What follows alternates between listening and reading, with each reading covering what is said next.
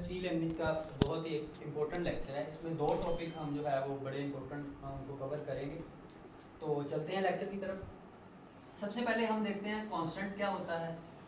A quantity whose value can not be change during execution of the program is called constant. Constant वो value होती है जो programme की execution के दौरान जो है वो चेंज नहीं होती।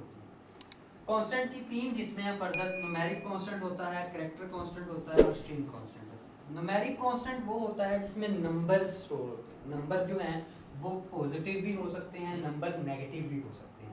नंबर जो है वो इंटीजर भी हो सकते हैं और नंबर जो है वो फ्लोटिंग भी हो सकते हैं। इंटीजर नंबर्स की बात करें तो 5, 10, -10 लेट्स सपोज, तो ये क्या है, ये इंटीजर नंबर्स हैं। अगर हम लेट्स सपोज फ्लोटिंग नंबर की बात करें तो 5.5, 10.5 ये फ्लोटिंग नंबर्स हैं। ये दोनों जो इंटीजर या फ्लोटिंग है ये दोनों न्यूमेरिक हैं और न्यूमेरिक जो है वो न्यूमेरिक कांस्टेंट कहलाता है। उसके बाद अगर हम वो बात करें कैरेक्टर कांस्टेंट की, तो ऐसा कांस्टेंट जो सिंगल कोट्स में बंद होगा लेट्स सपोज, तो वो उसको हम कैरेक्टर कांस्टेंट बोलेंगे। और कैरेक्टर कांस्टेंट जो है वो कम स्पेस ऑक्यूपाई करता है अदर देन न्यूमेरिक। या हम स्ट्रिंग की बात करें तो स्ट्रिंग क्या होता है, स्ट्रिंग कांस्टेंट होता है लेट्स सपोज कि स्ट्रिंग कहते हैं ऐसी सीक्वेंस ऑफ कैरेक्टर जो डबल कोट्स में बंद होता है, इज कॉल्ड स्ट्रिंग। स्ट्रिंग के अंदर जो है वो अल्फाबेट्स भी आ सकते हैं, न्यूमेरिक्स भी आ सकते हैं और अल्फाबेट और न्यूमेरिक का कॉम्बिनेशन भी आ सकता है। तो स्ट्रिंग कांस्टेंट भी एक कांस्टेंट की टाइप है। तो ये कांस्टेंट का टॉपिक कवर करने के बाद हम नेक्स्ट टॉपिक पे चलते हैं। बहुत इंपॉर्टेंट टॉपिक है data types in C language. C language में बहुत सारी डेटा टाइप्स एग्जिस्ट करती हैं। उसमें स्टैंडर्ड भी होती हैं और यूजर डिफाइंड भी होती हैं। स्टैंडर्ड डेटा टाइप वो होती हैं जो बिल्डर होती हैं, प्री डिफाइंड होती हैं, जो लैंग्वेज का पार्ट होती हैं और जो यूजर अपनी मर्जी से डिफाइन करता है, that is called user defined data types.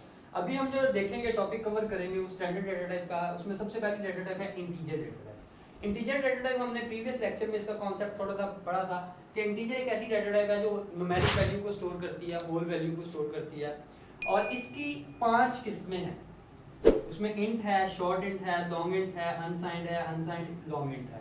इसमें से जो पहली 3 टाइप्स हैं वो पॉजिटिव वैल्यू को भी स्टोर करती हैं और नेगेटिव वैल्यू को भी स्टोर करती हैं। जो दूसरी 2 टाइप्स हैं वो सिर्फ पॉजिटिव वैल्यू को, अनसाइंड मीन कि वो दोनों जो डेटा टाइप्स हैं वो सिर्फ पॉजिटिव वैल्यू को स्टोर करती हैं। अगर हम मेमोरी साइज की बात करें, दूसरा कॉन्सेप्ट है मेमोरी साइज।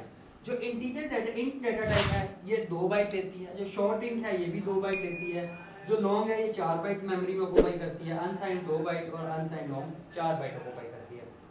इंट और शॉर्ट दोनों सेम हैं। स्लाइड सा डिफरेंस ये है कि जो अगर आप शॉर्ट मेंशन कर देंगे तो वो मेमोरी जो है वो कम ऑक्यूपाई करेगा। लेट्स सपोज बहुत सारी वैल्यू स्टोर करवानी है, अगर आप शॉर्ट सा मेंशन कर देते हैं तो वो 1 बाइट लेगा, वो यानी कि कम मेमोरी ऑक्यूपाई करेगा। तो ये फायदा होता है। बाकी रेंज सेम है। इसकी रेंज 2 रेंजेस को याद यानी कि 2 तरीके हैं। एक तो आप पावर वाली रेंज याद कर लें। पावर वाली रेंज जो है -2⁻15 है से लेके +2⁻15 आगे -1 लगा हुआ है।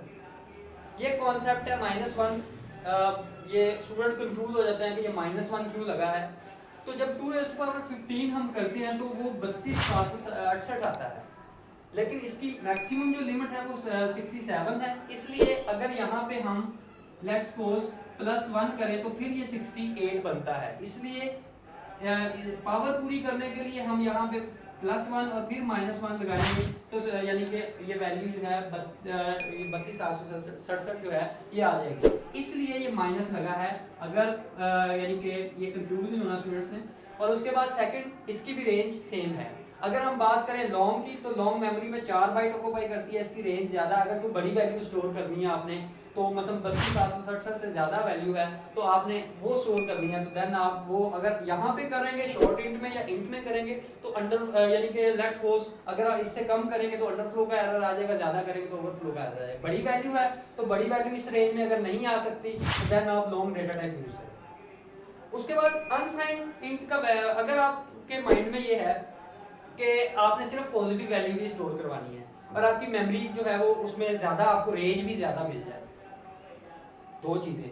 एक तो आप ये सोच रहे हैं कि आपने सिर्फ पॉजिटिव वैल्यू स्टोर करवानी है और दूसरा फायदा आपको ये है कि आप चाहते हैं कि आपकी जो मेमोरी साइज है वो यानी कि वो भी उतना ही ऑक्यूपाई हो और लेकिन आपकी रेंज जो है वो बढ़ जाए। तो देन आप अनसाइंड डेटा टाइप यूज करेंगे जो सिर्फ पॉजिटिव वैल्यू को स्टोर करती है और ये मेमोरी में 2 बाइट ऑक्यूपाई करती है। अगर अनसाइंड लॉन्ग इंट की बात करें तो ये 4 बाइट ऑक्यूपाई करती है और इसकी रेंज, ये भी सिर्फ पॉजिटिव वैल्यू को स्टोर करती है और इसकी रेंज जो है वो अनसाइंड सिंपल जो इंट है उससे ज्यादा है।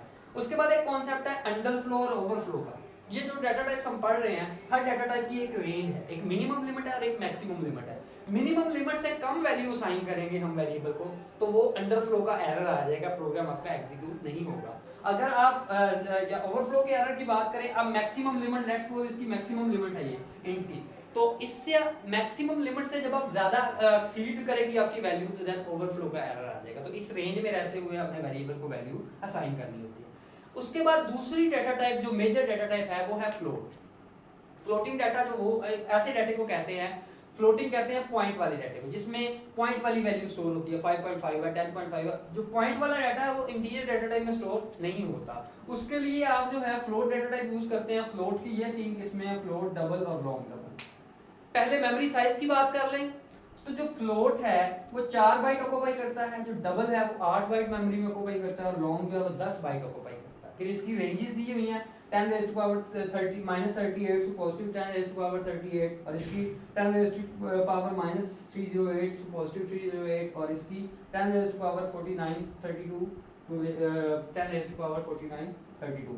उसके बाद प्रेसिजन। प्रेसिजन से क्या मुराद है कि ये जो फ्लोट डेटा टाइप है ये इशारिये के बाद, पॉइंट के बाद 6 डिजिट तक वैल्यू स्टोर करती है। अगर हम डबल की बात करें तो पॉइंट के बाद ये 15 डिजिट, लेट्स सपोज एक वैल्यू है 1.123456789।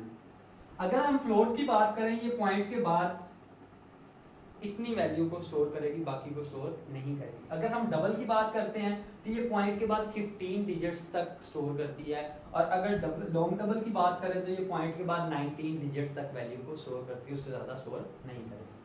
उसके बाद लास्ट डाटा टाइप है character data type. Character data type ऐसी डाटा टाइप है जो एक सिंगल कैरेक्टर को स्टोर करती है, सिंगल कैरेक्टर को स्टोर करती है और वो सिंगल कैरेक्टर जो होता है वो सिंगल कोट्स में बंद होता है। लेट्स सपोज ये है, ये सिंगल कोट्स में बंद है, तो ये सिंगल कोट्स में जो वैल्यू बंद होती है इसको जो है वो कैरेक्टर डाटा टाइप स्टोर करती है। और when character is store in memory, ASCII value of the character assign to the variable. इसका मतलब क्या है, एक चीज है, लेट्स सपोज आपने लिखा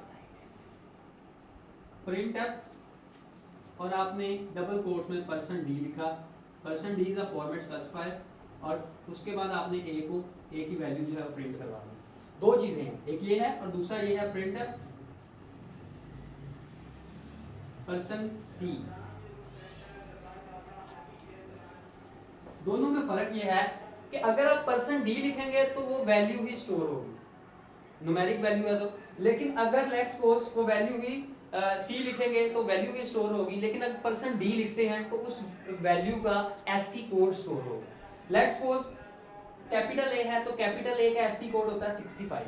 अगर आप एक वैल्यू है, एक वेरिएबल है a और उसको वैल्यू असाइन करते हैं simple b, simple b store कर दिया आपने, तो इससे क्या होगा, अगर आप %c लिखेंगे तो क्या होगा कि कैरेक्टर की यही कैरेक्टर जो है वो डिस्प्ले होगा स्क्रीन पे, लेकिन आप %d लिखेंगे तो इसकी ASCII वैल्यू जो है वो स्टोर होगी। और अगर स्मॉल b की बात करें तो स्मॉल b की ASCII वैल्यू है 98, कैपिटल B की बात करें तो उसकी ASCII वैल्यू है 66, अगर स्मॉल a की बात करें तो उसकी वैल्यू है 97 ASCII वैल्यू, अगर कैपिटल A की बात करें तो उसकी वैल्यू है 65।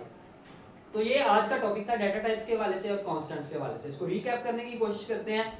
तो सबसे पहले आज हमने इसमें देखा कि कांस्टेंट क्या होता है, क्वांटिटी हुज वैल्यू में change can not be change during execution of the program. Then हमने देखा कि types of constant, numeric value को स्टोर करता है, कैरेक्टर कांस्टेंट ABC वाली वैल्यू को स्टोर करता है, और स्ट्रिंग क्या होता है, sequence of character enclose in double quotes.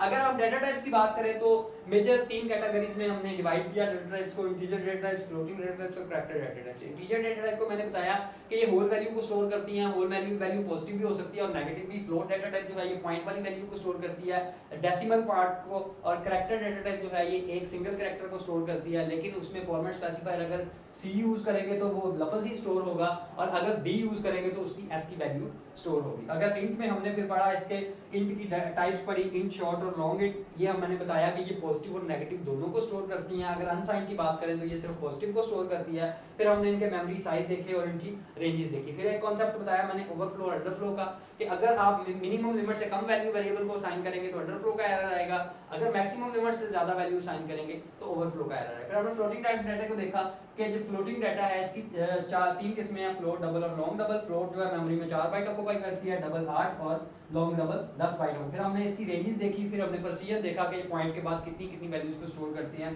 Float 6 values को स्टोर करती है, डबल 15 को और लॉन्ग डबल जो है 19 को। फिर हमने कैरेक्टर डाटा टाइप को देखा कि एक सिंगल कैरेक्टर को स्टोर करती है। तो आई होप सो कि आपको लेक्चर समझ आ गया होगा। कोई भी आपका क्वेश्चन हो, कोई क्यूरी हो, आप जो है वीडियो के नीचे कमेंट कर सकते हैं। Thanks for watching this video. Channel को सब्सक्राइब कीजिएगा ताकि आपको मजीद वीडियोस की इन्फॉर्मेशन भी मिलती रहे। बेल आइकन पर क्लिक कीजिएगा। अल्लाह हाफिज़, अपना ख्याल रखिएगा। नेक्स्ट लेक्चर तक